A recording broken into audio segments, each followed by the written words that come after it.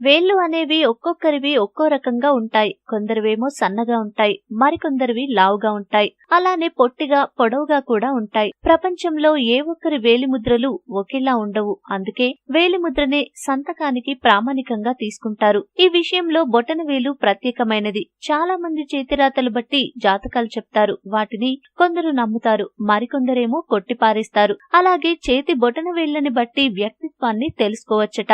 కొందరి బొటనవేలు నిటారుగా ఉంటుంది, మరికొందరిది కొద్దిగా వంగి ఉంటుంది. వీటిని బట్టి ఆ వ్యక్తి ఎలాంటి వారో తెలుసుకోవచ్చట.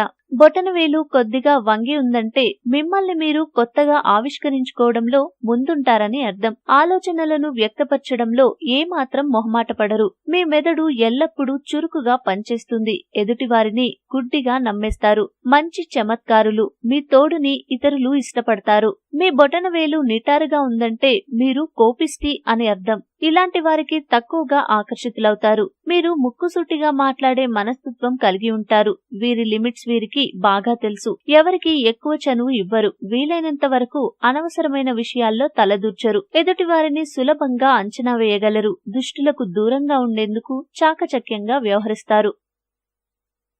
మీకు ఈ వీడియో నచ్చితే లైక్ చేయండి, మీ ఫ్రెండ్స్ తో షేర్ చేసుకోండి, కానీ సబ్స్క్రైబ్ చేయడం మాత్రం మర్చిపోకండి. Thanks for watching.